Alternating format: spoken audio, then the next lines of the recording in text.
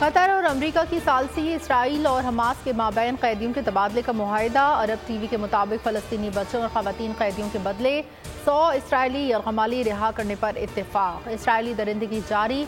गजा के अल-बुराक स्कूल अल-शिफा अस्पताल के ICU पर बमबारी। हमास सरबराह इस्माइल हनिया की पोती समेत 50 अफराद शहीद। दर्जनों मलबे तले दब गए। शहादतें 11,078 हो गए।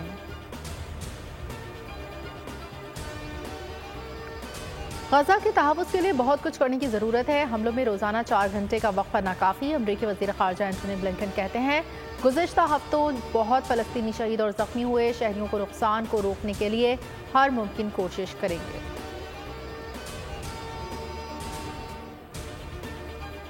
बारिश के बाद फिजा साफ। पंजाब में जुज़वी लॉकडाउन खत्म। आज से दुकानें और कारोबारी इदारे मामूल के मुताबिक खुल गए।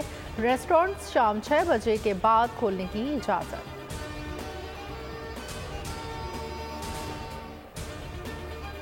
सेमीफाइनल में जाने का पाकिस्तान का ख्वाब धुंधला गया। कीवीज ने श्रीलंका को शिकस्त देने के साथ रन रेट बेहतर करके ग्रीन शर्ट्स को फाइनल 4 की दौड़ से तकरीबन बाहर कर दिया। पाकिस्तान को आज इंग्लैंड से 287 रन से जीतना होगा। इंग्लैंड के पहले बैटिंग करने पर इनको 100 रन से कम पर आउट करके 2.5 ओवर्स में हदफ हासिल करना होगा।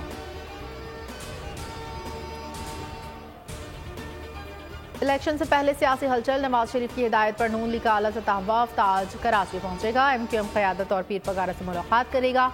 GTA, MQM और नून लीग में इंतखाबी इत्तेहाद का इम्कान। शहबाज शरीफ से मीर हाजी लश्करी खान रईसानी की मुलाकात। नून लीग में शमूलियत की दावत।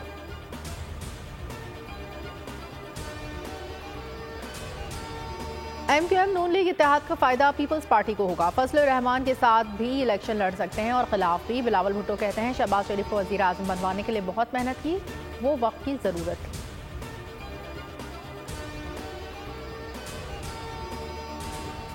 गैर कानूनी अफगान शहरियों की अपने वतन वापसी। मजीद 3035 तोरखम और चमन बॉर्डर से वापस रवाना हो गए।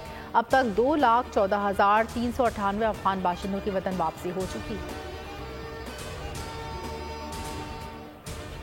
मेलसी में शादी वाले घर में मातम। बारातियों की गाड़ी मुल्तान जाते हुए नहर में जा गिरी। 5 अफराद डूब गए। तलाश के लिए ऑपरेशन जारी। डूबने वालों में दुल्हा और अहले खाने के 6 अफराद शामिल।